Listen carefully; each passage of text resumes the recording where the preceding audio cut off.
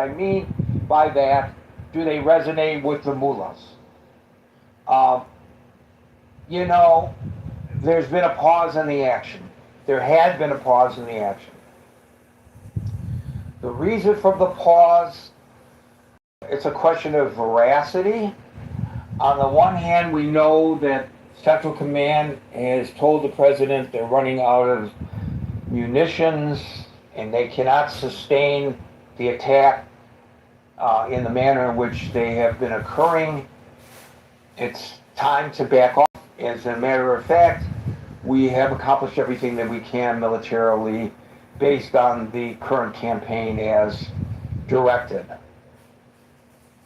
The president, of course, maybe because it's true or maybe because he's trying to save face, says the Iranians asked us to stop so that we can concentrate on negotiations. And then yesterday, the Iranians attacked U.S. military assets in Jordan. I was a little surprised that Central Command called it an attempted surprise attack. I don't believe for a moment that to the Central Command that attack was a surprise. I'm sure that they were prepared as they were because they did successfully repel, they say, the attacks. Then it's not a surprise, it's a potentiality when it comes to Iran. And so how is it a surprise? You're prepared for it. But that's what they called it, a surprise attack. Well, that of course pissed the president off. Okay, so I'm going to use words that are not mine. These are the words of your president, ladies and gentlemen, your president. He gets on the phone to Fox today. He talks to Trey Yingst, who was a great correspondent in Tel Aviv. He's a terrific war correspondent. And this is what the president said about this so-called surprise attack to Fox News. Quote, "We're going to beat the fucking shit out of them." So President of the United States, this is not Nixon venting in the privacy of the Oval Office and being caught on the hidden microphones. This is exactly what he said. He also said, according to Yingst, quote, "We'll be hitting them hard."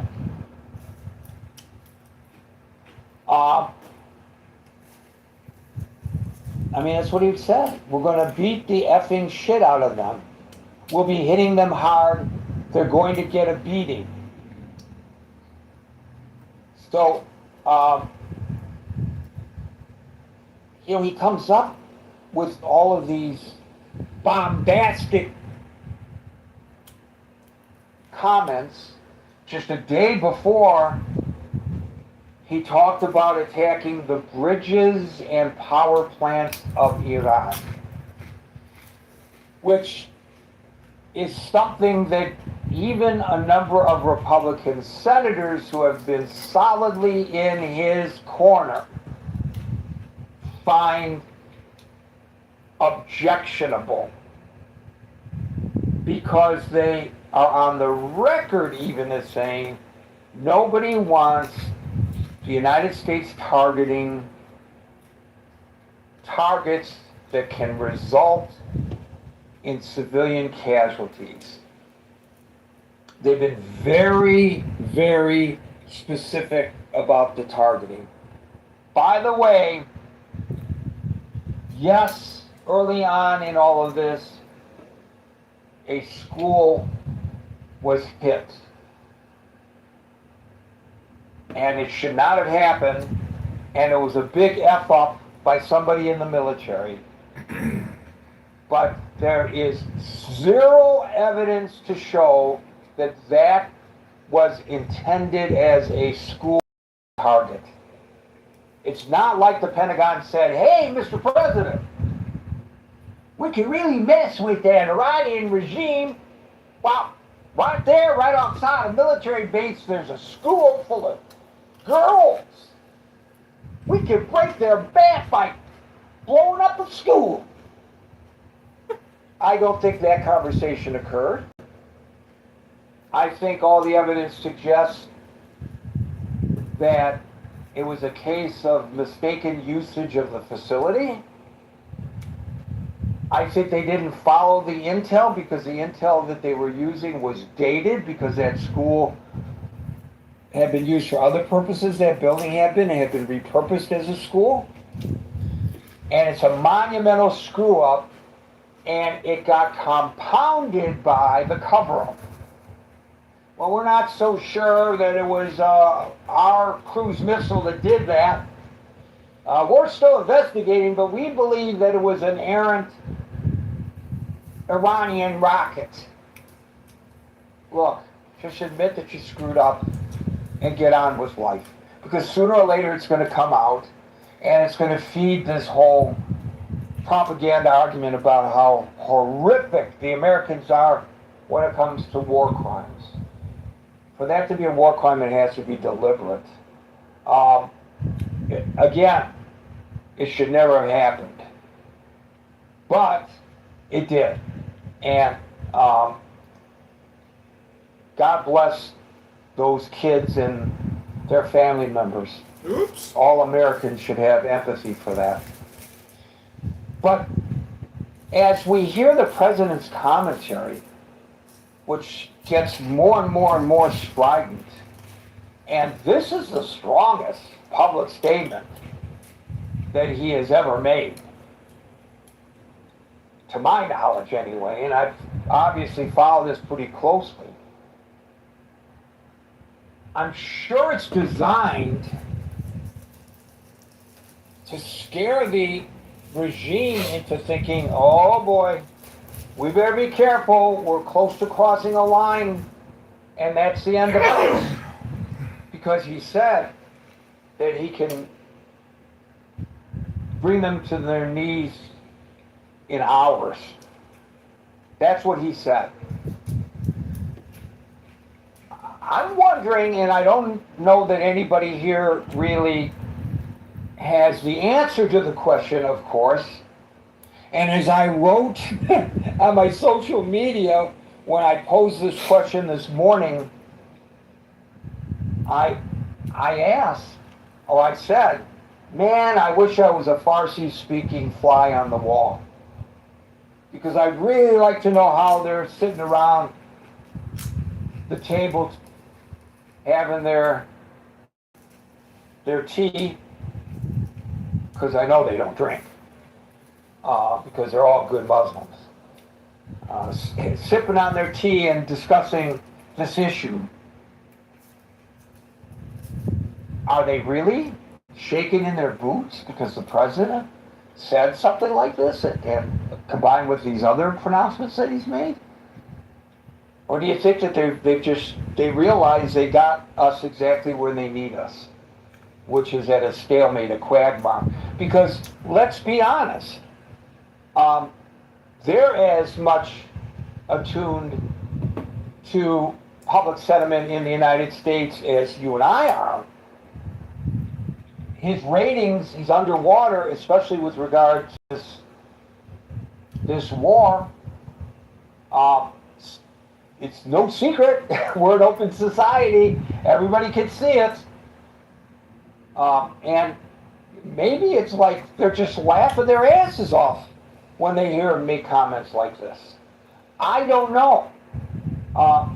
Maybe there's something up his sleeve and they're aware of it, or maybe they're unaware of it, where he actually can bring them to their knees within hours, and he's been restrained up until now, but now he's so pissed off, this is his final warning, and they better heed it. I don't know. So, what do you all think about this? I'm going to start calling people in the order in which I see them on the stage, and today that order begins with Alan, followed by Marshall.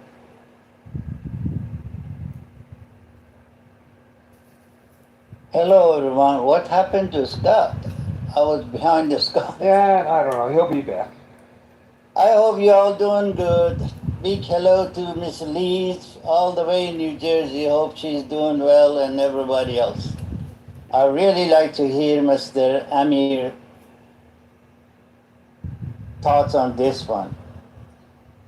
To be honest with you, Gary, it's a lot of yelling and screaming from both sides. It mainly, Trump has to have a show from the American. Well, the mullahs, they have to have a show from the Iranian. Which mullahs? They don't exist. Mojtaba Khamenei is dead, for all we know. Excuse me? Andrew, Mojtaba Khamenei, he was one tiny finger. Come on. Okay, he's one Wake tiny up. finger of how So, many hands? Andrew, in this Many room, of them. Andrew, And many Andrew- of them. Andrew, in this room, we speak one at a time. I will get to you. Go ahead, Alan. Andrew, my friend, maybe you don't know me. Born in Tehran. Probably, hold on. Andrew, hold on a second, Alan. Andrew, I'm going to tell you the room rules one other time because you're brand new. We speak one at a time. We don't interrupt one another, and I will get to you. So hold your thought. I want to hear what you have to say, but you have to wait your turn, please. Okay, Alan, please proceed. Gary, it's your show. If next time you jump on me, I'm gonna kick him out of the room and I'll he leave. just send me a thank you. I'll leave the. Stop sending me shit.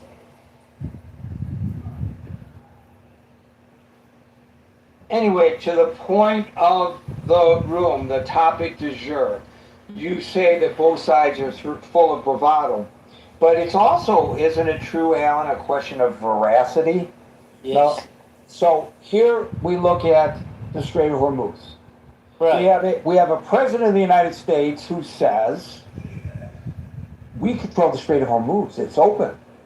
We've got the mullahs who say, ha ha ha ha ha, if the Strait of Hormuz is open, why has not one U.S. flagged ship gone through the Strait of Hormuz Oh, okay. since February 28th? And the other day when this little exchange occurred, the previous day, there were 4 ships that went through the Strait of Hormuz. Now, it used to be 140 a day. So, I don't know, maybe the Strait of Hormuz is controlled by the United States and open, but when you weigh all of this and you measure the veracity, I think most people might question whether the president is, shall we say, misleading on his pronouncements. Well, he is misleading on his pronouns, but that doesn't he's deliberately misleading. The Strait of Hormuz, he is right in one point, is open. I'd like to hear Amir's opinion on that one too, because this is what my opinion, this is what the information I get from my sources. The Strait of Hormuz, the way Trump says, the Strait of Hormuz is open because certain ship, they go and come based on how much money they pay to Iran, and they go in and they come out. So he says this, which me and you, we don't see, and we don't have the equipment to see how many ship goes and comes. They tell us what they need to tell us, or what is necessary we hear. That's the whole thing is. But it's been open. They charging 2 million something per day, and they let the people go. Okay, so what you're describing, $2 million. but what you're describing, to whatever extent the strait is open, what you're describing is that Iran is in control of the strait. Exactly. But the president has told us, of course, that the United States is in control of the Strait of Hormuz. Come on. Where is the common sense? You think President's gonna tell us Iran is controlling the Strait of Hormuz right in the midterm and this and that? He has to tell us that we're winning.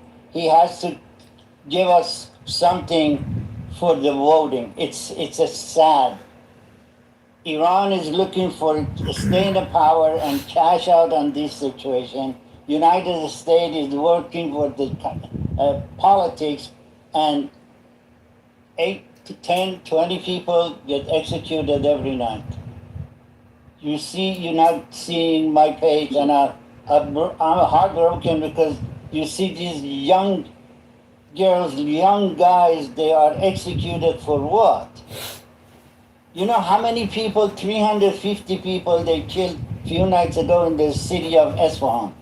600 something they were injured.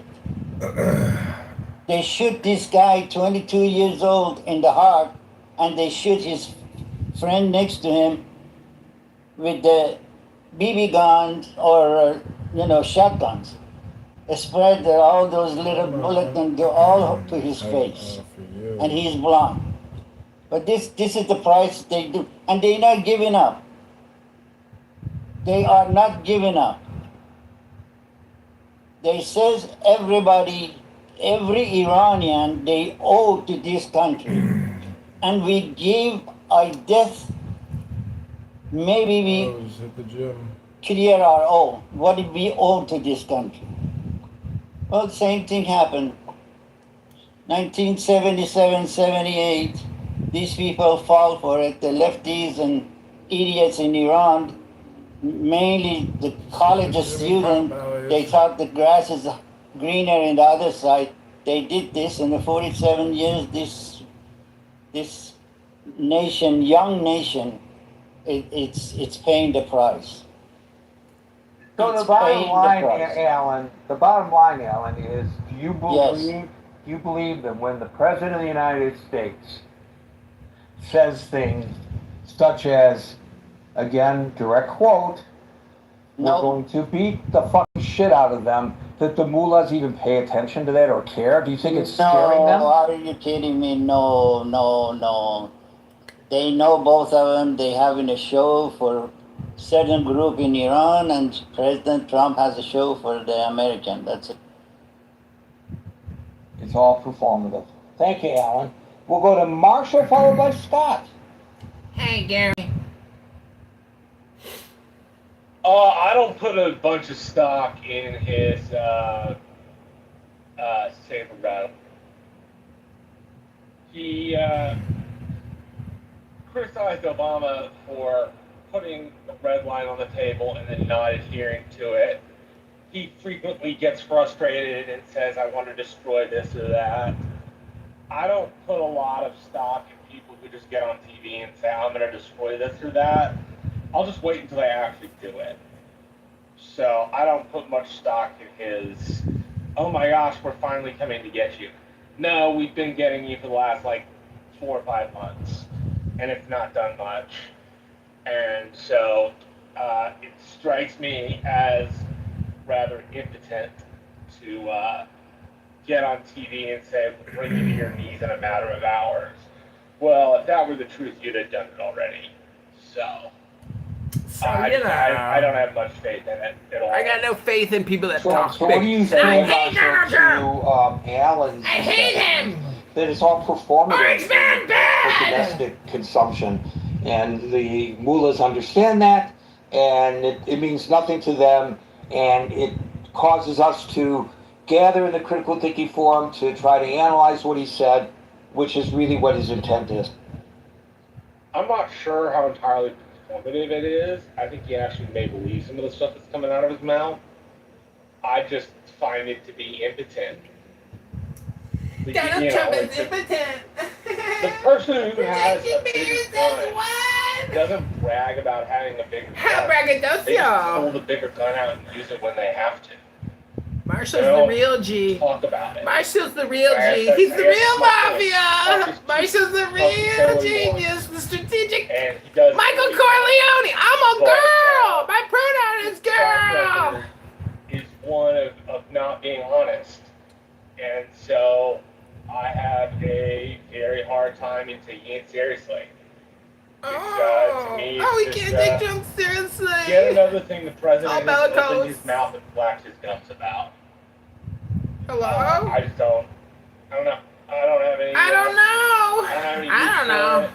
Fuck I it, I think don't if he could have know. brought the regime to Hello? heal in a matter of hours, he wouldn't be spending billions of dollars a day. He would have just brought them to heal, which makes me Hello? think he is just whining And in my personal life, I can't stand whining.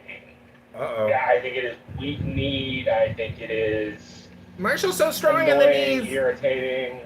I He don't know how much hates this is for whining. internal But are you consumption. fucking whining right now? Projection There's a alert! part of this to me which seems like maybe it's not for internal consumption. Maybe it's just Trump being Trump.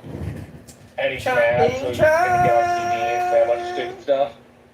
So, Trump I don't know. Trump. If he were serious, he'd already done something about it.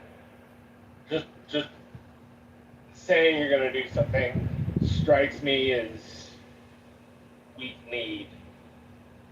Strikes me as, paper is what comes to mind for me. Well, we know that this is an atypical presidency, and we also know It's that not normal. this would be When an things atypical go back to presidency. normal. And the majority of people voted in the manner in which they did in the states that resulted in electoral college votes that caused for him to be returned to the Oval Office. Yeah. So, He wins both the electoral college and the popular vote, right? Like, right, yeah, he got the popular vote also this time. Right, so even if we didn't have the electoral college, he would have been elected. We know it's atypical. We know that a lot of people like it when it's atypical. You're right that in previous iterations of presidencies, there would be a massive attack, and after the massive attack was underway, there would be an Oval Office address to the nation, my fellow Americans. I have today ordered a massive attack on Iran. We are doing this, and this. May God bless the United States of America, and then fade to black. Not this president. So perhaps there are those, as has been expressed on the stage occasionally, that this is what they want, this kind of bravado. They want, go out and win one for the coach kind of locker room talk that geeks up the football players to go out there on the gridiron and win. That may very well be the case for some people, but I think many people are with you, Marshall. But with regard to how the Iranian leadership views this, what do you reckon their view of it? Probably the same as mine. Talk's cheap. Marshall speaks for the Iranians. Trump's certainly good at talking.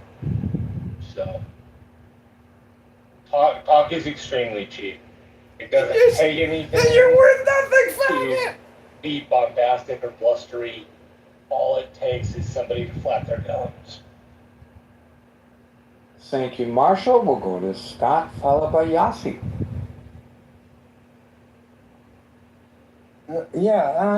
So I think, look, I mean, I feel like I'm so repetitive. I say the same things now all the time on this show. You're not gonna. I think Trump looks at the regime, I think, through eyes that are, again, sort of like liberal Western eyes. Not that I think Trump is an illiberal figure, but I mean, I think he looks at them like he's dealing with a Western liberal democracy that cares about its people, whose leadership feels political pressure as things get worse in their country, as facts on the ground are tough, as economic situations are tough. I don't think that's the case here, And so, when a liberal regime fights an illiberal autocratic regime, the illiberal autocratic regime has the advantage of having strong stomachs and being able to take a beating, because Russia's the same way, right? I mean, largely, you have the advantage of, you don't have to really put the popular opinion or the lives of your people as a top priority. Scott, I have to ask you one question. You have to wait, sir. You have to wait, sir, your turn. Why Trump make bomb? Oh, okay. Are you crazy? Thank you very much. It could have been. Go ahead, Scott. I don't know. So I think that's a reality, right? And I think that Trump has misreads. It's like a poker player. I don't know how much poker anybody's played, but the old adage in Casino Royale, great James Bond movie, probably the best of the franchise. James Bond says to this woman who doesn't know anything about poker, he said, "You never play your cards. You always play the man across from you." And a lot is true, unless you have a straight flush or something. Then sometimes you do play the cards. But no, largely, you're playing a game where you're trying to you read the person, and he's just consistently misreading, I think, the regime. So, on that regard, and I think, you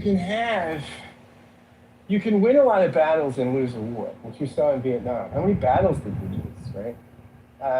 This can happen, right? Slick Dick 68. This ain't nothing. Folks who are fans of If the war it's nothing, then why do you keep coming back to comment and tell me it's nothing? Is that a projection? I agree. I don't deny that. The question is that the goal? Is that the strategy? Scott is not a Is that the denier. outcome? I mean, if the outcome is regime change, I don't know that just the weakening is going to do it. If it's to get the nuclear material, I definitely think that's not going to do it. Unless we just utterly conquer them, which is going to take boots on the ground, which I don't think we're going to do. I don't know what the answer is. Okay, but to the question du jour, how do you reckon the mullahs are reacting to this latest verbal salvo from the president? Yeah, I think. Look, I think they're dug in. I don't think. I mean, how serious do you think they're taking Trump? How serious does anybody take Trump with the bluster? You never know what he's going to say from one day to the next. No, I think his fans would say that's an advantage. He's unpredictable, right? And people say that's what we need, an unpredictable disruptor. I think his critics would say he's a bullshit artist, and maybe his threats aren't as effective because he says 16 things a day and puts it all on social media. That's the thing. I mean, how effective is negotiation stuff? Dad? No, I'm not your dad. I mean, You gotta get on your phone and call your daddy. I can This see is the as an wrong advantage, phone but when call people for should stop daddy. taking you seriously. I don't know. I mean, maybe the move is terrifying. I don't know. It doesn't strike me. It doesn't feel that way to me. But what do I know? But it doesn't. They seem pretty defiant, right? I mean, they don't seem as though, at least rhetorically, that they're buckling or softening. Thank you, Scott. We'll go to Yossi, followed by Amir. So the last time Anson mentioned something about bringing all Americans together to support this war was on point. It was perfect. And I really want him to repeat what he said, because that's exactly what it needs to happen. So for the best, the countries, like the regimes, like Iranian regime, you cannot bomb them. You cannot threaten them. They thrive on it.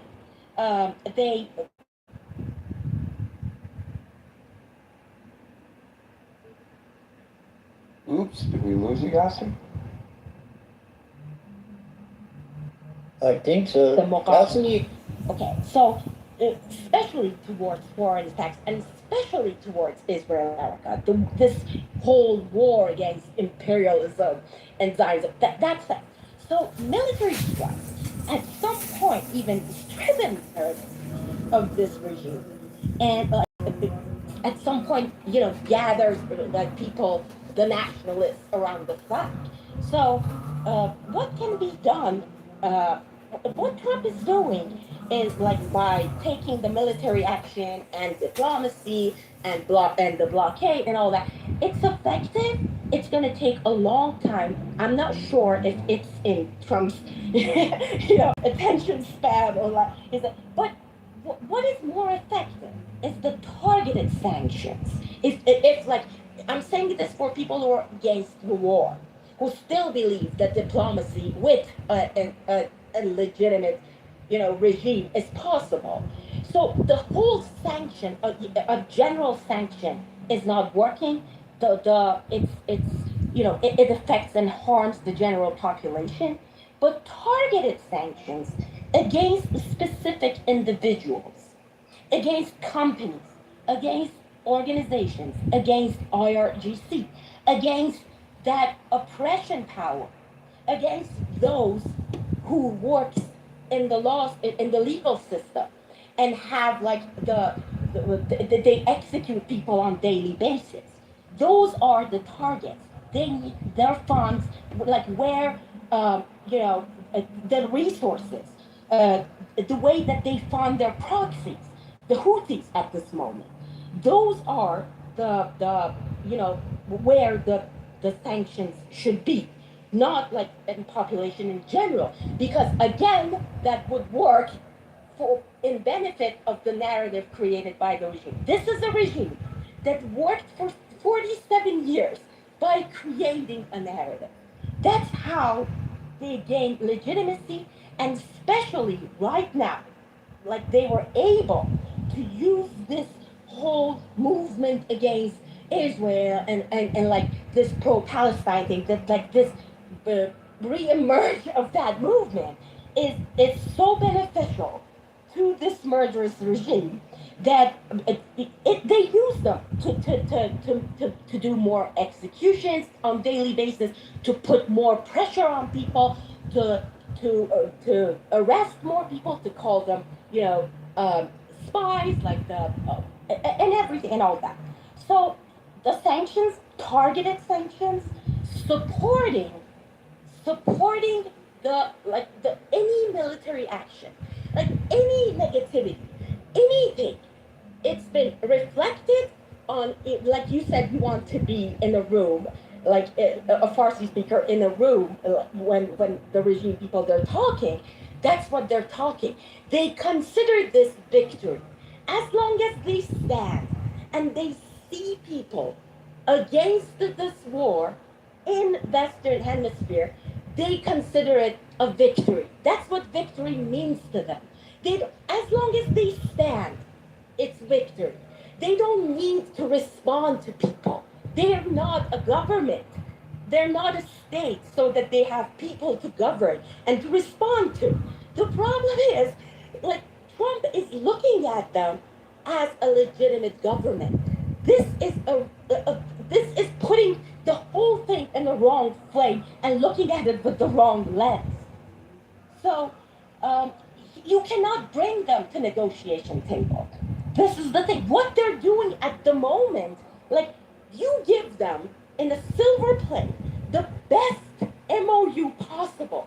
The whole world was complaining about it. So and look what happened. Days later, they broke the ceasefire. They broke the first rule on the MOU. Why? Because they need to, this is their way to justify their incompetence. They can't control the inflation. Today, they announced the inflation 88%. 88% inflation is, you know, it's, I don't even have a word to describe that. So what they benefit from is to create this tension to keep the oil prices above $80 a barrel, which, and like internationally, and also like attacking is kind of respond to their base in Iran, because they're not like the government for all Iranians, just for their own supporters, okay? For it, so it has that domestic use also. It has that. So they say, look, we're taking the revenge of the supreme leader. So it's but how you're going to do it when you're not, you know, it's an asymmetric war. Like everybody thinks that, oh, you know, they resist in front of the, you know, the strongest power. First of all, the strongest military power in the world did not bring their A game to this war. So this is really a false comparison on that matter. And I think people in general, they don't have this image of how a blockade and a strait works. So all you need to do, you don't need mining, you don't need anything. All you need is to threaten the security. So there won't be any insurance. So the ships won't move. There's no transition. That's as simple as that. You don't need any military power. You don't need anything. It's more simple than people think. So you cannot say that America is like military losing to Iran. It's ridiculous. And so But I understand these empty threats that comes from Trump that I threaten the infrastructure, all that. They're not going to work because Iran, especially if it's targeted to Iranian government, they know that Trump cannot do it. It's against the Geneva Convention, and he has to respond. So they're not responding to anyone, but America and Israel do. So it's not effective. Okay, so the first the sanction to target the targeted people, the targeted organization, and organize the opposition inside and outside Iran. Allow, facilitate the communications. That's what the dictatorships, the fascist regime, the totalitarian regimes does. They keep people separated. They, the divide and conquer. That's what they do. So bring them together. Look at Bibi. Look at Netanyahu. Look how he addresses Iranian people. He comes and he looks at the camera and he talks directly to people because he knows that they are the boots on the ground. He is using the real resource and the real power, which is the Iranian people who are like 70, 80% against this regime at the verge price. Every moment we saw an example of that 2 nights ago. Like again, after all that massacre on February, they rushed to the news to help people, to bring them down from to stop the hangings. So the will is still there. They've been shot. There were 3 people killed. This is what has to be happening. You need to enforce people by addressing them directly, by telling them, I am doing this for you. If he wants to, brag and lie, this is what he has to do.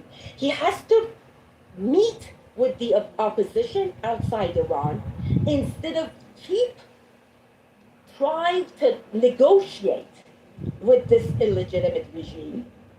That, something that I haven't seen the American media talk about is that they evacuate the embassies in Tehran. French embassy, UK embassy, all the Europeans evacuate. So it's a good sign. It means that it shows that something big is coming, the rise of, military actions from America, or it means that they are joining this war. They are slowly willing to do. But the Trump's biggest mistake was America's biggest, and something. It's more the strongest power, coalition. America has this hegemony because it had the power of coalition with the world. You ignore that, Mr. President, before going to a war with Iran? That is a mistake. And what I'm looking for is if he starts to change his narrative, talks to Iranian people, have these unofficial meetings with the opposition, but it's not going to happen unless he wants to talk to the regime. But I hope that now he sees that it's going nowhere, the negotiations. So that's it. Organize the opposition, address the people, count on them as the boots on the ground, have their facilitate the communications, and on targeting the IRGC people, the people in charge. The stop of the flow. You see, they were saying fears. If Iran stopped selling oil, the oil prices will spike to $300. It's been 2 weeks. Iran does nothing, nothing happened, hasn't been selling anything, not 1 barrel. What happened? Nothing. So I think this Strait of Hormuz is not another, like, unlike what the public opinion is not another atomic bomb. It's not their leverage. As a matter of fact, they're understanding that your geography is not your power, is not your strength. Your strategy, your knowledge, this is your power. They're finding another way. There is this, like, the second way that they're opening. There are, like, other pipes opening from Saudi Arabia. So it's already losing its power and leverage for Iran. So instead of, expecting things to happen tomorrow, just give it a little bit of time. Try to see it, not, just put this, something that Marshall said of, like, on previous times that you were talking about Iran, that the hatred for Trump, sometimes this trend of hatred for imperialism, Zionism, and all that, kind of blinds people to see and, like, allow this narrative of Islamic Republic of this is an illegitimate war, which is not based on R2P. It is a very legitimate war. So, and all that, and, like, that very false narrative, which is I'm sorry, I've been, like, going on this rant, but I can even explain to you why this is not an Israel war. This is completely and 100% American war. It is somehow a proxy war. Iran is a proxy war for China. Completely different. Yeah, I actually wrote about that today, Yassi. Thank you, about it becoming a proxy war, and not just for China, but for Russia as well. I think we're involved in a proxy war right now, and maybe that's fodder for another gathering. But the Chinese, Reuters reported today, are sending shoulder missiles to 400 of them to Iran. And of course, it's been previously reported that the Russians are providing satellite imagery to help the Iranians attack U.S. military assets in the Gulf. And I think probably none of these nation states want to acknowledge for the record that there's a proxy war, because they don't want things to accelerate. But clearly there is a proxy war, and you're absolutely right about China. I think also, Yassi, given the several interruptions we had earlier, that perhaps the regime is more concerned about what's said in the critical thinking forum than what the President of the United States says to Fox. Because they don't want the free flow of information here. You're right. That's why I said it is so important to be supportive instead of, my party, my Democratic Party, really, like, let me down on this. This affiliation for the party, when it blinds you to support your country, when it blinds you to see the humanitarian action that is happening in war. By the way, with regard to Iran's paying attention to us here, I know, and Alan will recall this, that during the period of time that the Iranians snagged those British Royal Navy sailors and Marines, that the Iranian government was monitoring. This was not on Clubhouse, of course. This was before Clubhouse's inception. This was on our previous platform.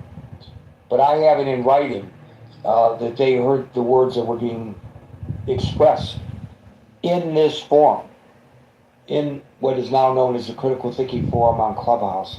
So they're paying attention, and I'm certain that those agent provocateurs who try to disrupt whenever we have this discussion and try to silence the voices of Persians are operating at the behest of the Iranian government. There's no question about that in my mind. Amir, followed by Brian, and thank you for that, Yassi. Amir. Hi, Gary, everybody. Well, some of the things that I was going to cover, it's already been covered by Yossi, so I'm not going to repeat those. I really stress on the political strategy of Trump that Yossi mentioned. That's been very little. Not only sort of Trump has pissed off the potential allies, but also done nothing effectively on enabling a sort of, or encouraging solidarity, if you like, amongst the opposition groups outside Iran. Perhaps even government in exile, the question, on the political front. I mean, there are various ways of very effective strategies which you could adopt, which would help it. But in any case, so avoiding what I was going to say, because most of it has been covered, I'd just like to very quickly, Gary, if you don't mind, I'd like to pay a tribute to the young person that was hung today in Isfahan. He was executed. A massive crowd had gathered to protest against this execution, and it was obviously to no avail. It was really heart-wrenching. It was. I actually cried. To be honest with you. He was in his 20s. He actually had a rope around his neck himself, and he gave a victory sign and a heart birthday. And this kind of bravery is absolutely unprecedented amongst the people. And he was only a young man, in his 20s. Just imagine how his parents felt. Excuse me. So these public executions, they're obviously partly to create fear amongst the people, horror, fear amongst the people, and also to deter future uprising. But that is not the whole story. It also shows how audacious the regime has become. Not only in public executions without any care, even though a lot of people gather, thousands gather, but also is shown by attacking U.S. base in Jordan. There is a clear message here. This is a furthest base away from Iran. This is sending a clear message of boldness, of, if you like, dominance, not just to the internal, but also to the external audience. I mean, this needs to be taken seriously, But at the same time, Gary, let me tell you, the regime is also well aware of its own weaknesses. First of all, it's hated by the majority. The 70-80% that Yossi mentioned is really on the small side. It's probably more than that. The regime probably only has about 10% supporters. It has a serious failing economy. It cannot even pay wages. Inflation is close to hyper. It really is likely to run away in the months to come. So the regime is desperate, is absolutely desperate to come out of these by somehow. Well, if they're so desperate, why are they dragging their feet at the bargaining table? And do these kinds of pronouncements from the president force them to act in their own best self-interest by finding a way out of this quagmire that they find themselves into as well? Or are they just ignoring bombastic pronouncements of the president, Amir? Now, well, I was just going to finish my sentence by saying they're desperate to come out of this, saving face, but on their own terms. And their own terms is very simple. Their own terms is, get out of here, Mr. America. We don't need you in the region. We are the regional superpower. And do shut up, 90 million. We are the boss here. That is how they are desperate, but that is the terms that they're after. So, well, those terms aren't palatable to the president, I don't think. Sorry, say again? Those terms are not palatable to President Trump, I do not think. Well, I do hope not too. But one thing's for sure, they're not sitting on their flying carpets, drinking tea and laughing their heads off, as you mentioned earlier. I think Netanyahu understands this better than anybody else. And I think, following his meeting today with Trump, I think Trump also now understands it better. And we shall see what action Trump takes, tonight, tomorrow night, I don't know. But at the same time, you saw Irakchi, the foreign minister of Iran, visiting China. So we know what all that is about. I'm absolutely certain that Irakchi is going to put Iran on the table for China, providing China makes sure that they do stay in power. It's as simple as that. It is not so much a proxy war because U.S. is on one side. So it's not a fully fledged mutual proxy, but it's certainly proxy from China and Russia point of view. Russia is not just providing imagery. Russia is also providing GLaSnost satellite, very precise military rate satellite location finding, which they've got of their own. I mean, GPS may be close to Iran, but GLaSnost isn't. The Chinese isn't. So this is kind of a very serious situation. And if it's not taken seriously by the American public in the terms that they are not providing the support that Trump needs, then they are going to, as I said before, this can of worm which was opened on 28th of February is going to turn into a barrel of snakes before you know it. You're going to have to deal with it somehow. You've started it, you have to finish it. So the bottom line then, Amir, excellent analysis. Do they even give a damn what the president says when he makes these comments? Or does it cause them to sit up and take notice? I think they don't give a damn what he says, but they do give a damn what he does. And as Marshall says, let's wait and see what he does, because as I've said many times before, I don't really care what he says. I'm more interested in the trajectory of what he does. And let's see what he does. Thank you, Amir. Hamilton, I think China and Russia, they are more precisely pay attention to Trump, what he say and what he does, than Iran themselves.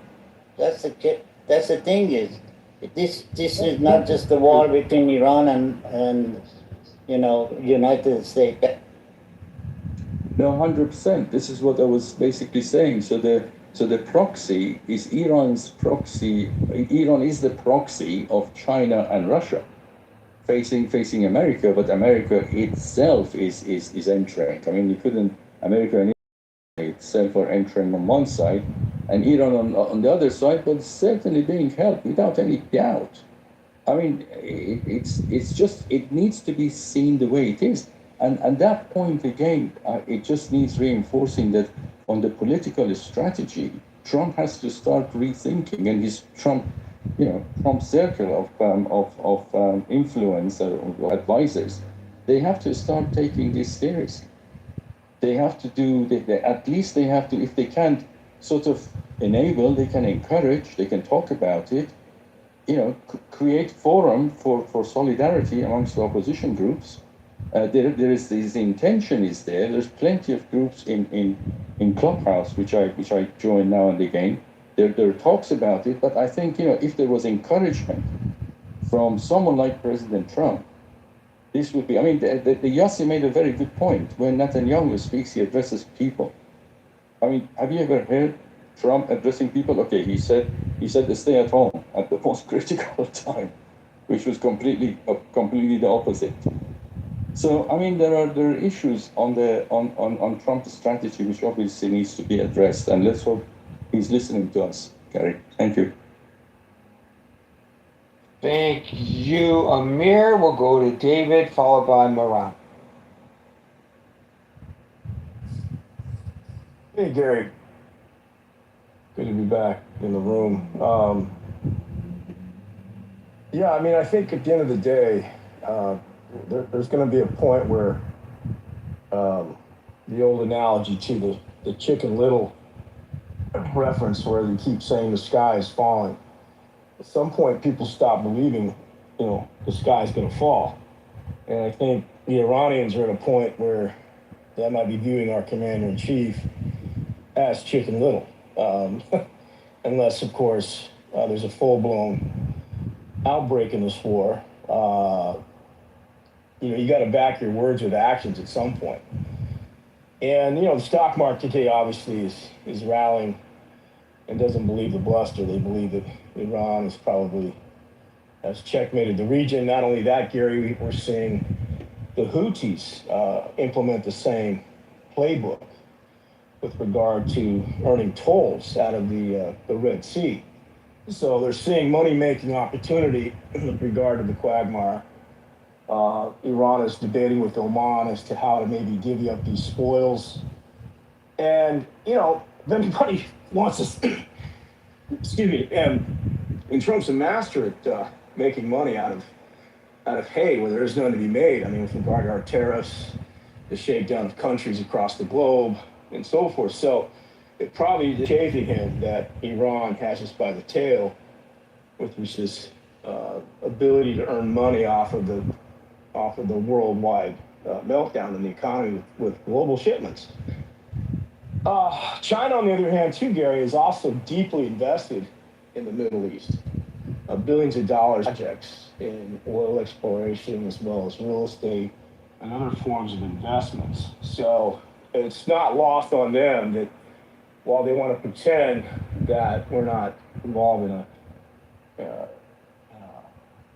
proxy war, they're absolutely scared, probably worried that a lot of their investments are going up in smoke. And not only that, the fact that some of their investments have actually been bombed by the Iranians in those areas. So there's losses all the way around, and it's how much more pain can we take? This has got to be Trump's moment where is he Gerald R. Ford? I believe he was the president, evacuating Saigon at the 11th hour. I mean, at some point, are we just going to have to leave this mission and, call it a day and go home? Otherwise, I mean, this is not going to end well. So you're focusing on the domestic pressures on the president, but the question actually is, when the president makes comments such as the one that he made to Fox News today, that we're going to bomb the fucking shit out of them. That's his words, not mine.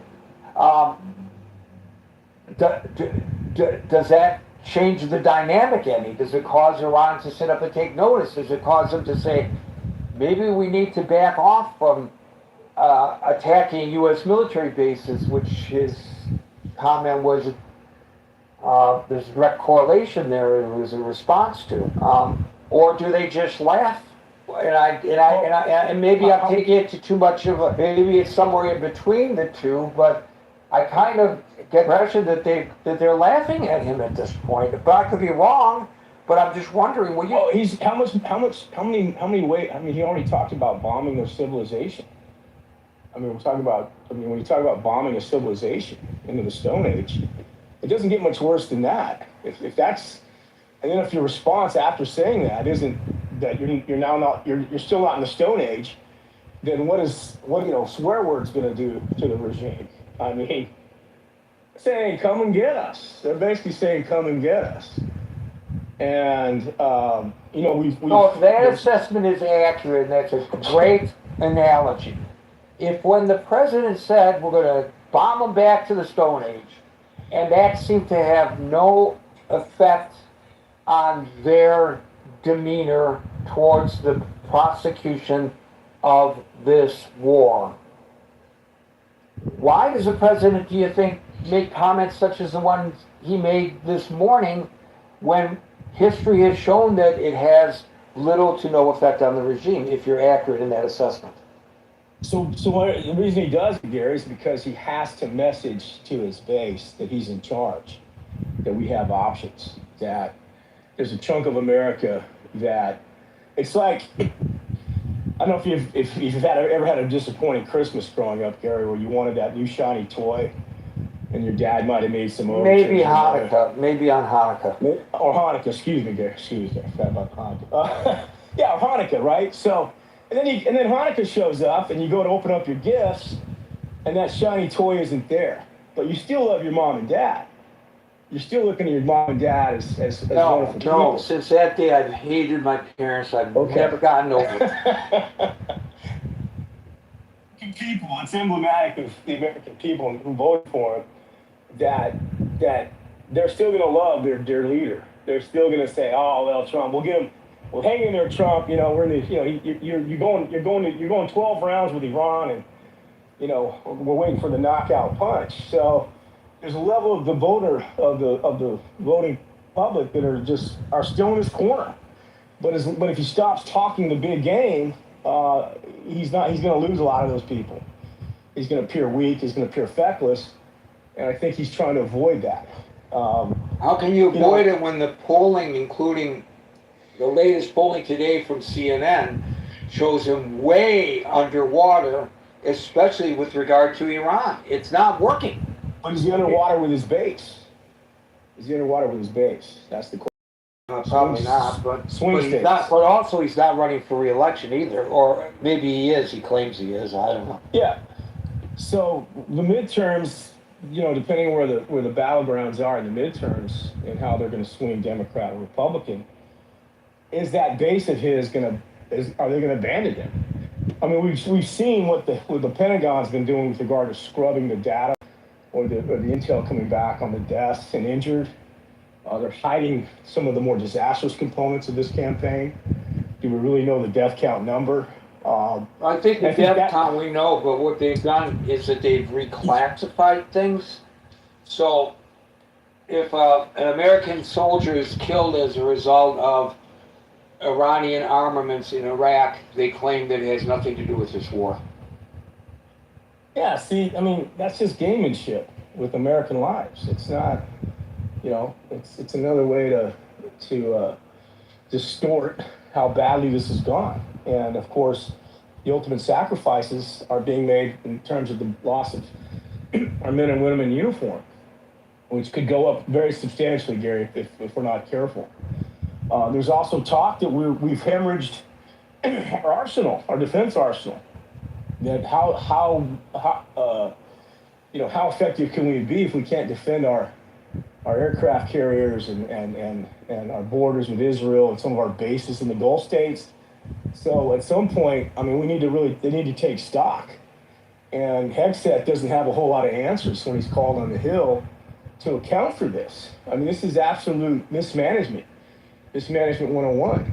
And so I think there's a whole lot of moving parts here, Gary, that beg to question our ability to do what he's saying. So I'll leave it at that, I think.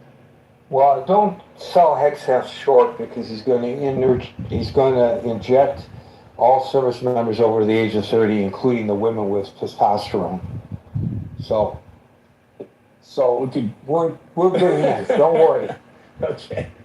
He'll reach a new low. We promise. Thank you, David. We'll go to Moran, followed by Silly. Hi, Gary. Hello, everyone. What I've been hearing is a lot of passion, a lot of wishes, a lot of conflicting desires. And the issue is, when it comes to politics, we have to look at national interests and realities. The reality is, this is a conflict with different sides looking at it with different levels of importance or value. As everyone pointed out, we are dealing with a regime in Tehran that just recently, in January 8 and 9, massacred tens of thousands of their own population in 2 nights, in 2 days, with guns, killing them. They cannot trust their own population. They're scared to death for their lives. So for them, it's a fight to death. They don't care. You can go hit all the bridges, all the refineries, all the power plants. They're going to fight all the way till they're gone, completely gone. Because if they let up, their own people will take care of it. So they're just going to fight all the way. This war is not that important for us. You have to be honest. That's the difference we are dealing here. We're dealing with one side fighting for the survival, fighting for the lives on the other side. And also, they have taken all the Iranian people as hostages. I mean, Iranian people are allies, they're pro-West, they're not anti-Israel.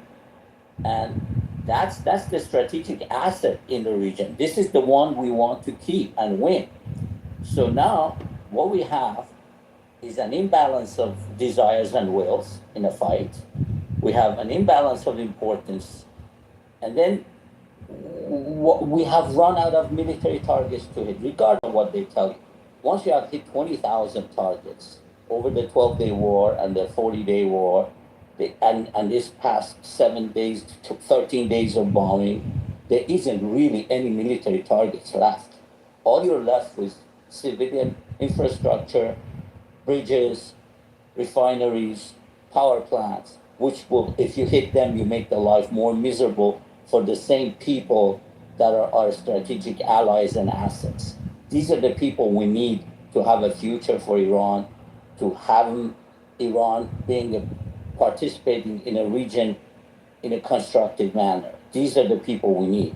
And if we just hit those, we're going to create more supporters for the regime. So we have to be very careful what we do. The reality is, as I said, this is just a political loss for the Republicans. It's not that important. As I said previously in this room, even if they get most of their wish, which is what? $1 per barrel fee for going through Strait of Hormuz, since most refineries get 20 gallons out of a barrel, and there are other products that comes out of that barrel. Even if you take all the cost of the $1, that would be just 5 cents at the pump. That's not that important. It is important to get the oil flowing, to keep the energy getting to the markets and keep the economies. That's important. But I mean, what really Yassi and people, even me, we want this regime gone. We want this regime completely gone. But for that to happen, you need a land invasion. You need to go all the way to Tehran, and there's no political will for it. And more importantly, there's no time, because we have an election coming in this country, and the election is 3 months away. There is no time to prepare for a land invasion in 3 months. There is no time to take care of the regime in 3 months. And who knows what's going to happen in the election. And if you look at it, we have conflicting interests on both sides. The Israelis have their election on what, October 27, 28, just about the same time as we do. Netanyahu wants the war, the conflict to go on, because if it stops, he's going to lose, because he has gained nothing for his voters. On the other hand, the Republicans want to stop it now so they can maybe win the election. So these are conflicting interests, even the two sides on this side. And as I said, this is only a political fight here, not for the survival of the country. Opening of the strait, letting the oil flow through, it's important, but that is not the issue that some people are talking about. The removal of the regime requires commitment that is not in this room, it's not in Washington, it's not anywhere. And there's not enough time before the elections for it to happen. And as I said, even with our ally Israel, we have conflict of interest. Netanyahu wants this to continue. Republicans want it to stop, which is, in my view, is very conflicting. And as I said, I don't know what's going to happen, but I don't think it's in our national interest to continue fighting a war that it's not winnable. It cannot end. The only way is to come up with some political solution, sanction the people who are torturing and killing Iranian people.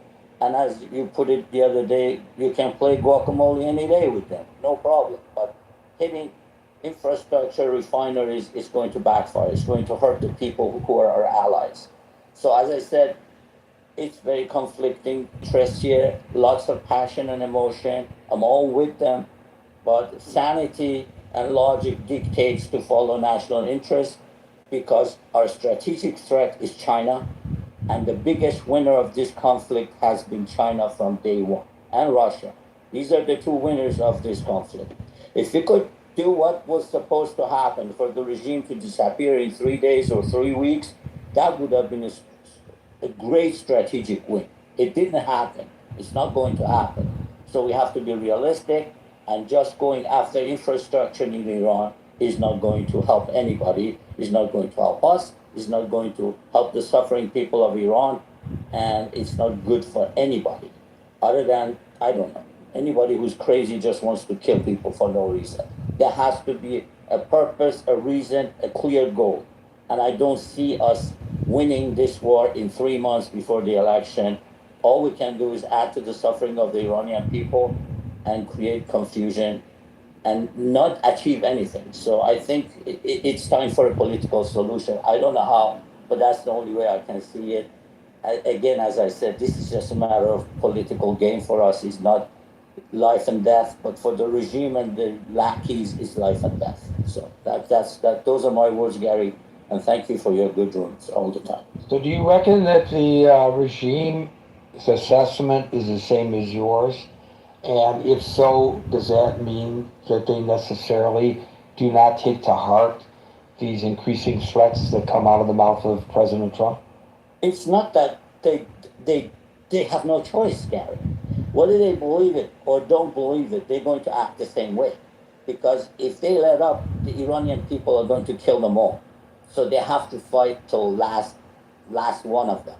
And that's no, I get that. I get that. But in terms of the president claiming that that the United States is going to vastly increase the prosecution of this war, do you think that they take him at his word, or do they question his veracity? I think I'm going to repeat what I said again.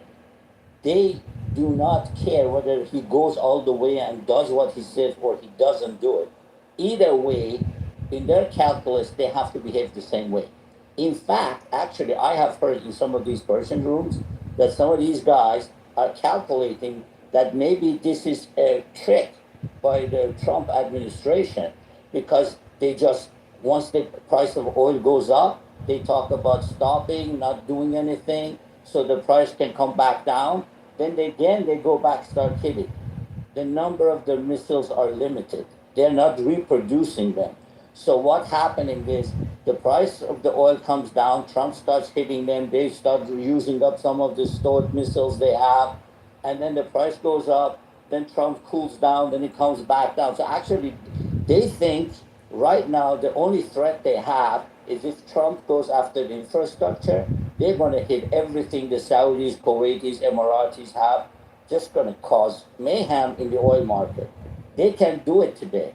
But if this goes on, this going slow and coming back, going slow and coming back, as if you can exhaust the stockpile of weapons or missiles while you monitor the price of oil not to go too high to cause too much damage, they probably think of it as a trick by Trump. That, you know, so that's why they are escalating now. That's why they want it to either go all the way so they can actually do the real threat that they have been threatening to do, which is take out all the oil installation of Saudis and Emiratis and Kuwaitis and Qatari gas fields, because they can do that today.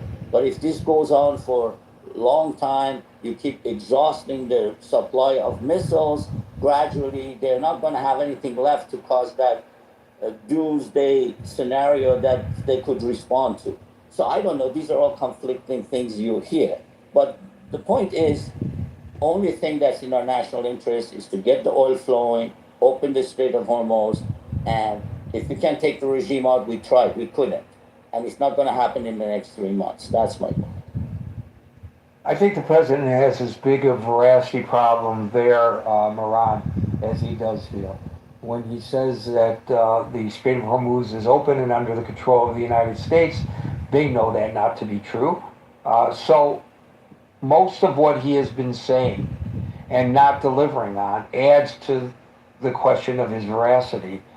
And you may be right that they don't care whether he increases the use of munitions against the regime or not, that they have to take the tactic that they're taking now in order to protect them from being overthrown by their own people. That may be true, but I cannot imagine how they could take anything he says seriously, because he's not been a man of his word. Now, conversely, I think that the administration has, on occasion, underestimated the veracity of the Iranians, because they make promises, especially with regard to the MOU, that they don't adhere to. So, I mean, it's almost as if they deserve one another, I think. Except people suffer in the interim. Thank you, Moran. We'll go to Silly, followed by Malak. Hi everyone. No, I'm getting a sense of deja vu from this U.S. war with Iran, because I don't know how many times in history we've reached this point where America is bombing someone to ostensibly liberate them, right? And on the other hand, though, when the IRGC, when they crack down on protesters and stuff like that, that's also bad. And I think when you have a regime that is running around the region trying to claim land for their own, bombing people, just wreaking havoc, I think it's really time to rein Israel in, when they do all this. And more than all of that, Are you making this about Israel? No. I'm making it about a bunch of things. Is there room for dissenting opinion here? Or am I supposed to? Yes, I'm just asking. I'm not saying that you can't make the comment. I'm asking you, is that what you are doing, is making this about Israel? No, I'm saying there's a country in the region that on a religious basis is committing large amounts of violence. So that is to me Israel, right? But let me finish my point and then you can definitely... But that's not the topic of the room. We're not talking about... Sure. I think I misunderstood when you were talking about a religious force that murders a lot of people. I just assumed you were talking about Israel. That was just my assumption. Don't assume anything. Look at the title of the room and stick to the topic. Gary, and as I had pointed out yesterday, if somebody strays from the topic in order to bring in a separate agenda, I am going to disallow them speaking, whether I agree with them or not, because it got out of hand yesterday. Malik, followed by Daryl. Can I go after, please? Gary, we go in order, in the order in which I see people. Malik, followed by Daryl. I can't speak right at this moment. Could I go later, Gary? Yep. Daryl, followed by El Normo. Hey, Gary, I'm not going to ask if you can hear me. Sorry, what did you say? I can't hear you. Oh, Gary, really quickly, you asked about interviewing the guy who builds the bomb shelters. He would love to have an interview with you, so we'll figure out. Bravo. Thank you, Daryl. Absolutely. So, to the topic and to some of the points that were raised, that's why I came up, because if the idea is that this is possibly a proxy war, in a sense, right, then all Iran has to do, all the regime has to do is, Trump makes a threat, or the administration, makes a threat, or the intelligence agencies make a threat. All the regime has to do is look to their right, to their, to the, whichever foreign minister from China is there, and says, hey, how do we respond to this, right? So if you look at what has been happening. If this really is a proxy war, why would Iran or the regime care about Trump's pronouncements? Just something I think was Moran said earlier. What are we going to bomb now? We're going to bomb dust? I believe we already have bombed all of the strategic targets. So now we're dropping bombs on just places we've already bombed, and why? What are we doing but wasting ammunition? So if this really is a proxy war, what does China, maybe Russia, but not so much Russia, right? But what does China want out of this? And, we've been doing these rooms for months now, and one of the things I've always said is that China wants the end of the petrodollar. Right? China in 21 or 22 signed a $400 billion 25-year investment in Iran. 4 days ago, maybe 5 days ago, you can fact check me on that, but China's foreign minister, Wang, urged for the U.S. not to escalate this because he said that China is prepared to enter this conflict in a more direct way. You can, that's that's a rough quote. That's how I remember the statement actually being posted. So the question now becomes, if this is a proxy war, and we've said publicly, I don't believe we actually have, but we said publicly we have not wasted, we have used a lot of our munitions. I think the question becomes, are we ready, the United States of America, are we ready to engage with China if China feels or declares they are going to take a more, this is his quote, a more active role in this conversation? We're saying publicly we don't have the munitions. We now have Ukraine attacking Iranian cargo ships. Are we as a nation ready for what is essentially World War III? It doesn't necessarily have to be nuclear, but are we ready for the conflict that involves the biggest players on the map? That is, in effect, World War III. I don't think our Navy is. I read a paper about the United States and Japan from a group called the National. The thesis of the paper was that the United States, the thesis is this: those fleets that are brittle can crack under pressure no matter how good they are.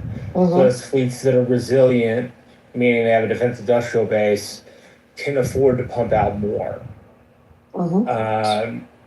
And that amounts to the Chinese knocking out part of the 7th Fleet in the South China Sea with their area access, area denial tactics. And the United States defense industrial base would take a couple of years to reproduce another carrier. Right? So, I mean, the thesis was that we're Japan before World War II. Fleet's the best in the world, sailors best in the world, equipment the best in the world. But we're brittle because we don't have anything to be able to replace the ships that are sunk. Which leads me back to this other argument that I read years ago, which was we should have smaller aircraft carriers rather than larger ones. That way you're not sinking, $22 billion ship in one shot. And to my friend down there, Yassi's point was that we have to, we should look at this. Gary, we've joked about if we were Tom Clancy writing a novel, if we were writing this, it would be very strategically advantageous to a country like China who wants to end American economic dominance on this planet to use a country like Iran to let us get tired of this boxing match. We're in the sixth round. Our arms are tired, and China's actually pronouncing, okay, we're ready to get into this. China last week sent one of their foreign ministers to Japan. They had a secret conversation. Yesterday, Japan started calling back all of its currency from around the world. There are a lot of things happening, right now, globally, that, could be bigger than why do you call back your currency? What's the rationale for that?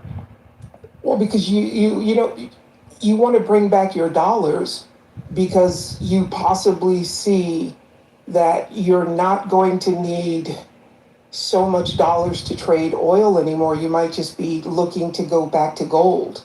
China has actually, and I know Gary's going to yell at me for going off topic, but China has actually banned paper gold trading because China's potentially looking to they've been stockpiling for the past 20 years gold.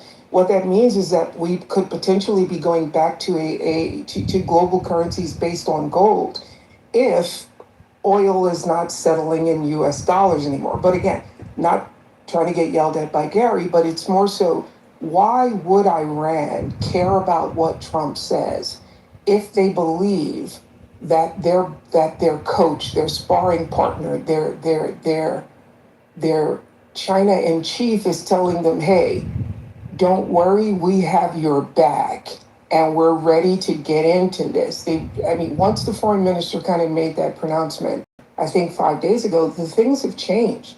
China's got a lot of money invested in Iran.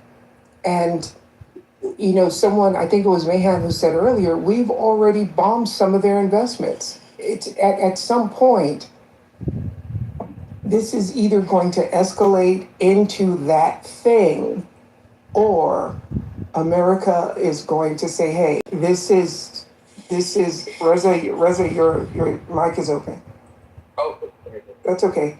Or America's going to have to figure out what fight it wants to have, and is that fight worth it? Maybe it's the guns of August all over again. Yeah. Sleepwalking slowly into a global conflict. And then by the time you realize you're in the middle of it, you have neither the munitions nor the people. You're about to get knocked out by the biggest guy in the room. Yes. Sorry, I had a little technical problem here, and I lost audio. Thank you. You all right there, Gary? Yeah, I'm fine. I just lost audio. It's the Chinese Communist Party, Gary. They don't want us talking about it. Could be. Daryl, that's why you didn't get yelled at. He couldn't hear you. I don't yell at Daryl. Do I? Malik, are you back? Normal followed by Sano. Alrighty then. I always like to hear varied perspectives. What Trump has done is something that we should have done half a century ago, when it would have been easier, but we didn't have the appetite for it. Because half a century ago we had a really sweet man named Jimmy Carter, president, who misread this situation entirely. Misread the movement of the Ayatollah Khomeini, this horrible criminal, and didn't realize that it was a cancer in the region, in the world, because it is an apocalyptic cult that, like communism, like Stalin, that wants to slaughter its own people and enrich and empower itself. Now it's half a century later, and this cancer took over Lebanon, took over Syria, it's trying to take over Yemen, and it's got really big forces in Yemen, took over Gaza, and took over much of Iraq. I'm just counting on my fingers because, my math needs a little help. That's 4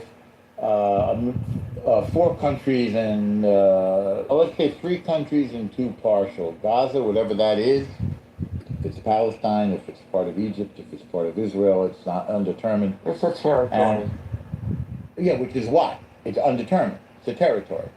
And who owns it? And it's ungovernable. And part of Iraq. Trump has exposed all of this, whether or not we want to see it. Not necessarily because he's a genius, he's not. Although I should say that Trump has been talking about hitting Iran since the early 80s, because he felt that we were humiliated by the 1979 takeover of our embassy, by students and communists, by the way, whom this regime, of course, slaughtered shortly thereafter, because that's the kind of folks they are. Murderous, treacherous, and hungry to enrich themselves. I have great reports recently from McNeil Lehrer at the time of the revolution, 78 and 79, and how we completely misread this situation. So let me, just a little context, and thanks for indulging me. Are Trump's threats against Iran effective? Nobody has hit them like we're hitting them. Nobody has done the kind of damage that we're doing to these mullahs slaughtering their supreme leader, achieving almost immediate air superiority and air dominance. The supreme leader's dead, the leadership is dead, their military is in shambles. So one thing I think they know is that they're afraid of Trump. Another thing that we know is that they're afraid of Israel, which is why we haven't seen them attack Israel lately, because we know Israel is absolutely ready to knock them from here to kingdom come. Again, the IRGC, not the Iranian people, which is interesting. So the U.S. military has been preparing for this for half a century. Israel's been preparing for this for almost as long. And this means liberating the Persian people, a beautiful people, as I said here before, with beautiful... I love you, man. Beautiful cinema. Whoever is saying that, thank you. Beautiful culture, beautiful food, beautiful art. It's all being destroyed by these mullahs. These people, the beautiful people of this old civilization, are under the heel of this horrible despotic regime. Meanwhile, the Gulf nations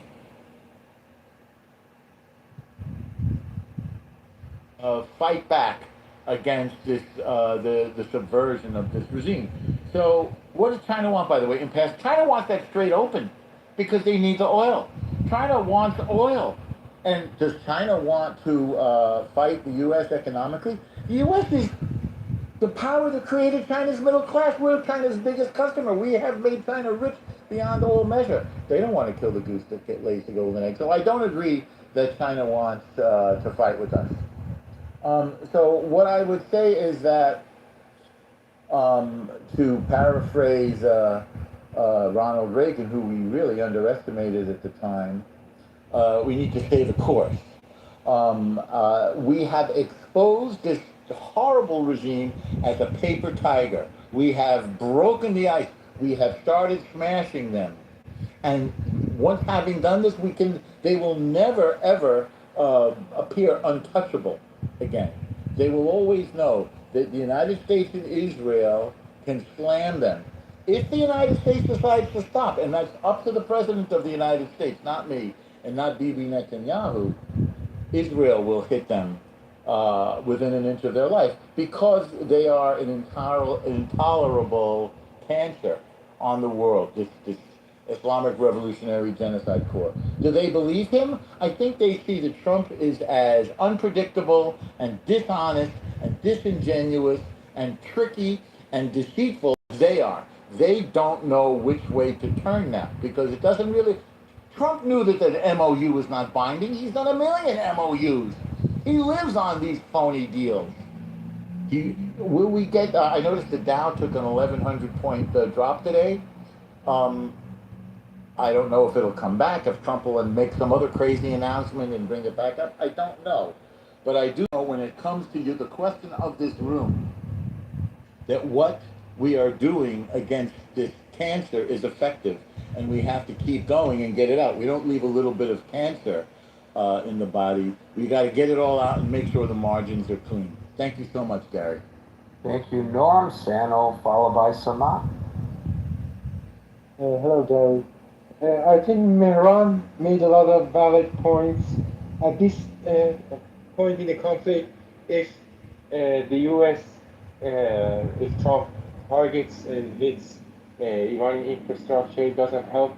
Actually, it might even make things worse for America's position, because the most valuable ally that America has in this situation is the Iranian people, and they might lose them. Actually, I think IRGC wants that something like this happens and Iranian people suffer, so they say, you like America? This is America.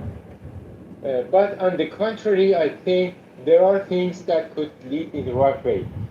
well, we haven't seen any evidence that shows Trump acts based on a strategy or long-term plan. I think all the evidence we see, all the things that happen, point to the fact that actually Trump is acting based on his personal whims, and it just can change like this with a glass from like this to that all of a sudden, and that won't work. But I think on the contrary, what will work is like there are two or three things that could work. One is targeting heads of the regime, if that is still possible, as they did at the beginning. And that was done by the help of Israel, and especially Netanyahu, with intelligence help and practical help on the ground. They started by hitting the supreme leader. That was amazing news for millions and millions of Iranian people. Unfortunately, it didn't continue like that. Israel had the chance of hitting also Ghalibaf, but Trump stopped them because he wanted to deal with Ghalibaf, and he thought he's a very, logical man we can come with an agreement with. And he has, I think so far he has confessed he was wrong. These are sick people. You cannot deal with them. They are just crazy. You cannot trust their word. Yeah, he has admitted that. But again, he's going back to like, oh no, they are logical people. We can deal with. So this doesn't work that way. So one of the things, one of the strategies that could work is decapitating, hitting the regime heads. But that works with the element of surprise. What has happened now, all the surprise is ruined with all the reports and Trump rambling on Truth Social and then things that leak to the newspapers, Wall Street Journal is reporting, all media are reporting. There is no surprise left. So they will, regime heads, which are RGC heads, they will go back to their tunnels and to their holes. It will be much more difficult to hit them. There's another thing that Israel started doing, but they didn't continue, and that is extremely effective. At some point, they started targeting the checkpoints. The checkpoints are now the regime's tool to project power against the Iranian people. Israel started targeting them by drones. I don't know if they were FPV drones controlled by Mossad agents on the ground, or as some people speculate, they were released by some kind of aircraft from above, and at enormous cost, they were directed by the help of the agents, like the people they have on the ground, to the coordinates that the checkpoints were there. But that was extremely effective. If they just continued, like imagine they would continue that for a month or 2 months, it would wreak havoc in all the regime operation forces, a lot of whom are not even Iranian. They are like Hashtashabi from Iraq, Battalion from Afghanistan, and they are projecting the regime's power to Iranian people. When you wreak havoc on them, and when they have casualties, then they will collapse very rapidly, and then Iranian people will have a big chance to rise up. So with all that being said, the bottom line is, do they take him seriously, the mullahs? I don't think they take Trump seriously, and that is why they are hitting US-related targets, but they are not hitting any Israel. Recently, they have not hit any target related to Israel because they are scared of Israel. But, How do you assess the fact that how do you assess the fact that the Saudis, for the first time publicly anyway, joined the United States in the retaliatory sorties last night? I think the Saudis and the UAE and maybe even Bahrain, they are coming to realize the fact that when you act strong, then the IRGC, the generals, the Islamic regime, they might cave. But if you show weakness, they will become more and more audacious, and they will hit harder and harder. So I think they are coming to realize this, finally. Thank you, Sano. Maybe we're at a precipice of a change. We'll see. Saman, followed by Daryl. Thank you, Gary. I'm hearing a lot of interesting information, but a lot of bad information. I do think that Trump's threats are effective because he is unpredictable, and that is his strategy. So when people come up and say, oh, well, I don't think Trump has a strategy, he's acting on a whim, like Sanu just did, that means that Trump's strategy is working because he wants people to be confused, to think he's working on it. Somebody started talking about the proxy war and that Iran needs to not worry about what Trump says and listen to China, and then they spread all this misinformation. The Chinese minister Wang specifically spoke about a return to negotiations. He also denied the fact that China was giving military assistance to Iran. So, but there is this propaganda, this psychological warfare that's being executed to try to scare the American people. Now, America is in the United States is in a direct conflict with the Islamic Republic of Iran, so that's not a proxy war. And even if allies are helping one side or the other, that's again not a proxy war. I don't know. People say proxy war, and that's supposed to make us think that they're some sort of political science expert. As far as what was said about Well, I was the Israel, one who initially, and you may not have been in the room, raised the question of proxy. And I don't consider myself a political science expert, nor was I trying to present myself as one. But I raised it in the context of China is now providing weaponry for Iran to use against the United States. Russia is now providing satellite information, data, imagery to help Iran attack U.S. military bases. That's not proxy? No, proxy, those are allies helping each other. That's not a proxy war. A proxy war is when basically you hire mercenaries to fight on an almost neutral ground. That's a proxy war. It's not just allies helping Well, each other. if you're This is correct that I have, for my entire life, or my adult life, misused the terminology. It's probably. I mean, I can recheck, but that's essentially what a proxy is. Allies helping each other doesn't make a proxy war. What was happening in certain third world nations? It's a opportunity for the Russians to attack the United States without using Russian troops, much as the United States is arming Ukraine to attack Russia, not using American troops. That's not a proxy. That's not of the Russians and the Chinese. Yeah, I think that Like, that would mean. I mean, I don't want to get hung up in a semantics discussion, but I think that's what's being articulated, whether the terminology is right or not. That's what at least I when I use the term proxy, what I have been trying to articulate. Yeah, we can come back. You have rooms every day. We can come back and rehash that out. What was the other thing that they were saying? I'm getting feedback. That's thank you, Reza.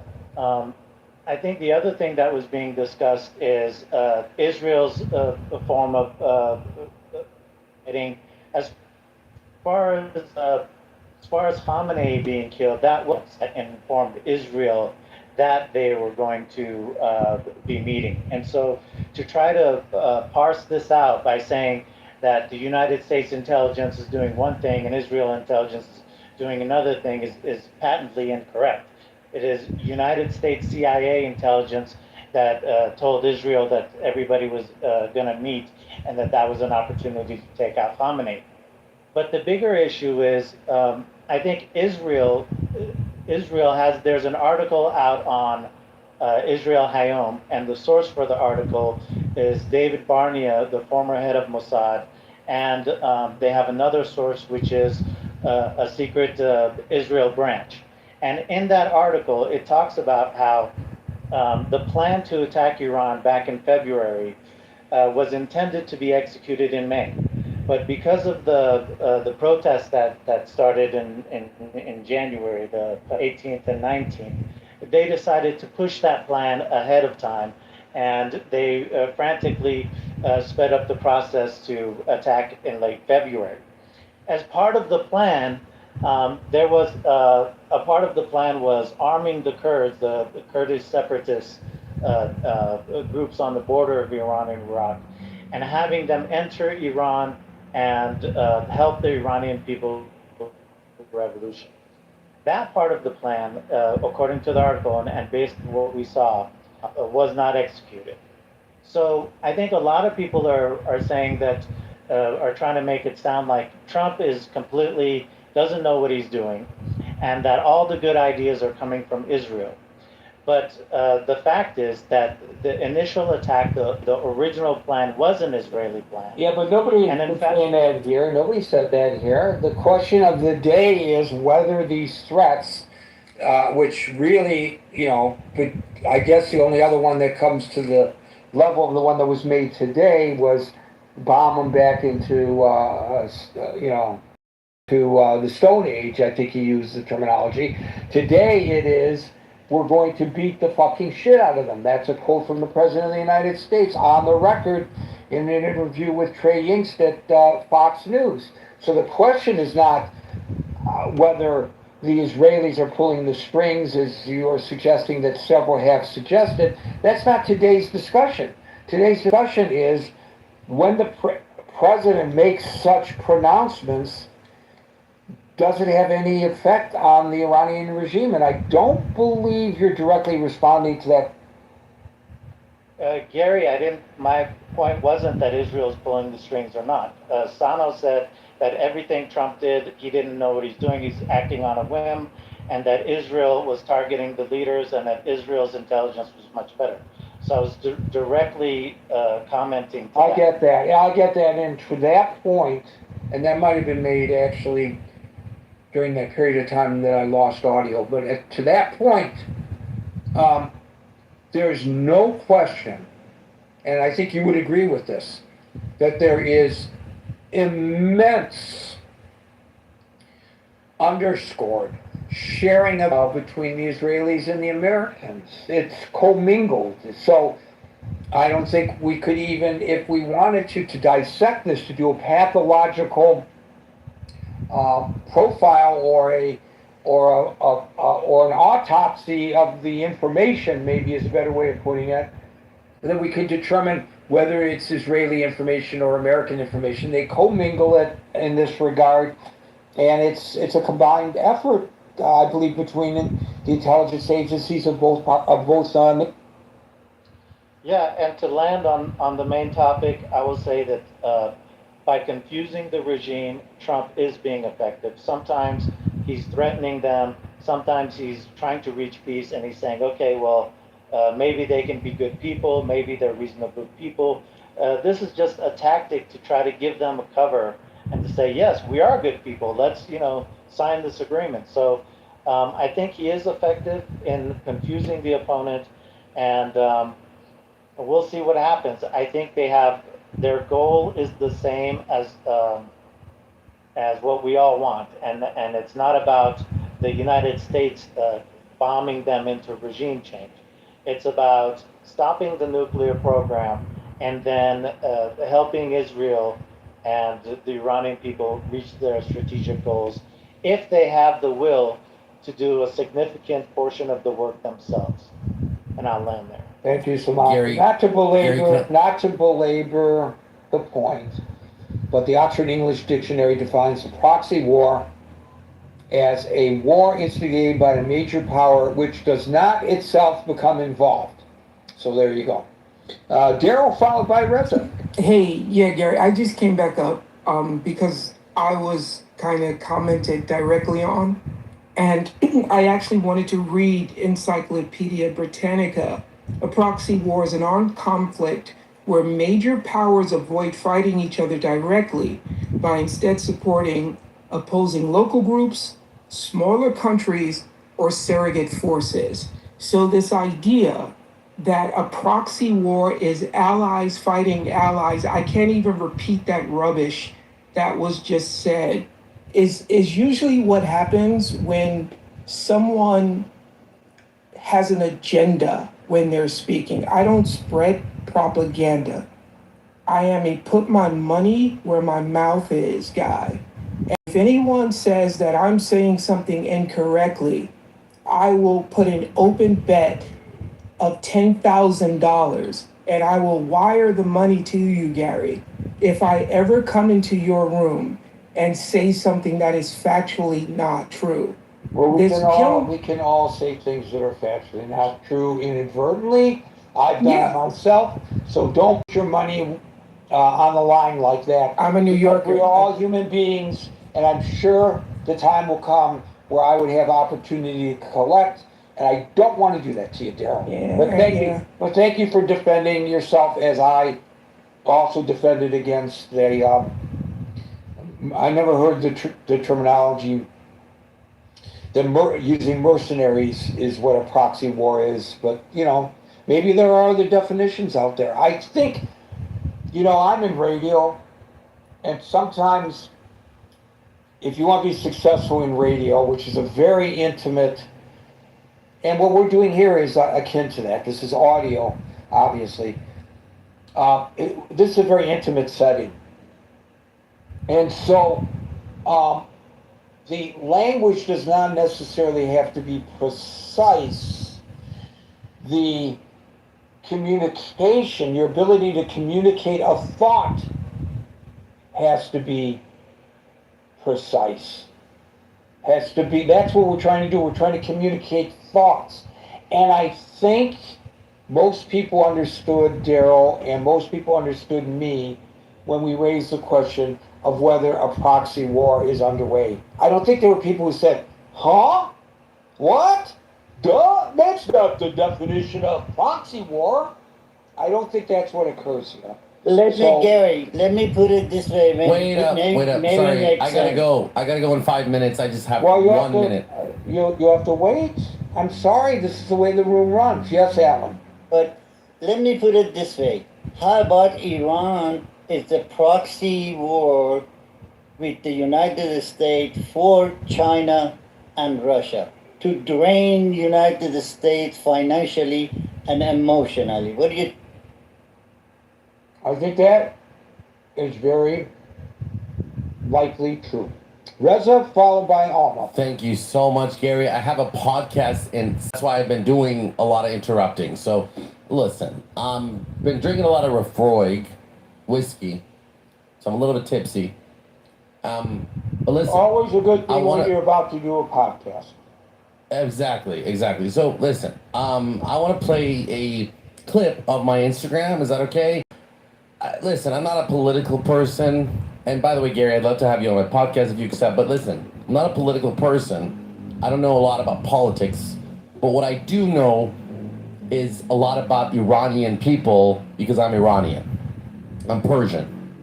And what Trump is not doing effectively is winning the mind share of the Iranian people.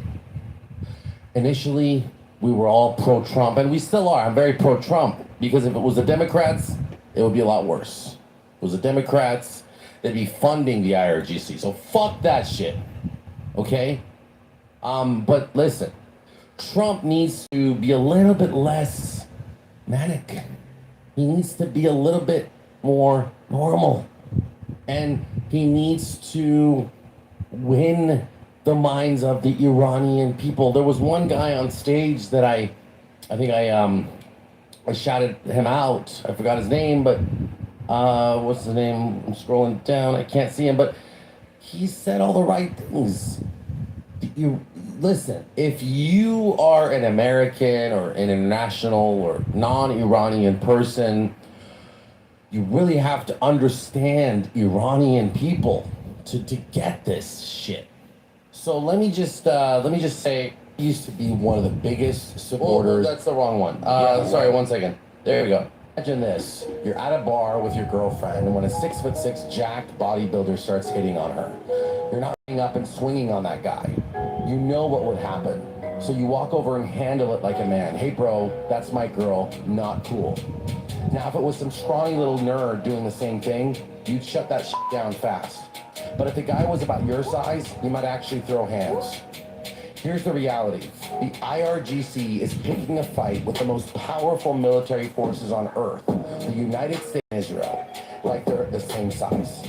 They're not being brave, they're being reckless. And every time they escalate, it's the Iranian people who pay for it, their own people. They're risking the total destruction of their country just to prove a point that they can't back up.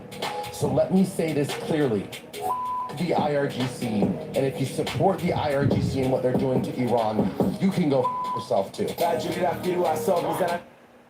All right. thank you for that entertaining interlude. Thank you so much, Reza. Gary. I will Thank say you. that to your serious point here, before we even started, during our little warm-up, before the show began, I said to Yasi that it's very unfortunate that the United States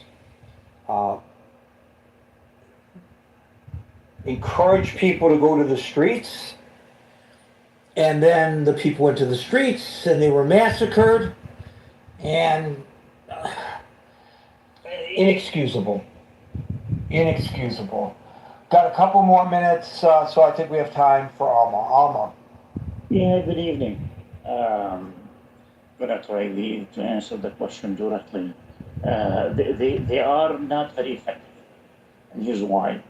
Because the mullahs have been around for so long, and with their GRC, IGRC thingy, these guys, I mean, initially they are smart enough to know that you take the United States military might lightly at your own peril. That's not a good idea. But they are so deeply entrenched in the country, and they're so used to this, and they play the long game so well. They're always counting on something changing or some sort of a scenario popping up that nobody was expecting that will end up saving them. They're willing to sit there and take it. Now, Trump is saying today that he's going to punish them really hard, and he will. I mean, there's no question about it. The U.S. military is capable of handing out serious punishment. But these guys, I mean, the threats, do they feel threatened? Yes, because, Israel and the United States bombed them before and killed a great number of the leaders, military leaders and politicians. But that's what they do. If they're fighting somebody who is much stronger than them, they'll sit there and wait. They'll respond whenever they can. They'll have one of their proxies respond if possible. The only bright hope I see here is that the U.S. is finally dealing with the militias in Iraq effectively, and they are trying to turn Iraq into a real country. Iraq has been, for the better part of 20 years now, basically a dumping ground for the mullahs of Iran, largely due to proximity to the same religious affiliation, and the fact that some Iraqis want to be Iranians more than the Iranians themselves. So by trying to split them, or by trying to make Iraq a real country, and there's a lot of news going on in Iraq about the government going around fighting corruption, finding money hidden in all sorts of places, exposing all the thieves and the crooks. That's in my opinion where the battle is going to be won, more than actual bombing of Iran. It will destroy a lot of the military capability of the mullahs, but the mullahs will go into hiding and they will bury themselves underground and hope that the U.S. will miss them. But they have no other plan. Their plan is to survive this one way or another. They've been at it for almost 50 years. They played on different variations or on different variables on the international scene, on the regional scene. They attack here, they withhold attack there, they support here, they deny support there. That's what they do. These guys are survivors, but they're not very good tacticians and they're not very good politicians. And certainly we were able to see that they're not very good at the military, militarily. They're unable to put up a good fight. So this will go on for a while. Thank you, Alma. I gotta cut you off. We can't go on for a good while because we're out of time. Folks, we're here Monday through Friday at 5 o'clock New York time. So till 5 o'clock New York time on tomorrow. For the next edition of the Critical Thinking Forum, everybody be safe, be well, and peace out.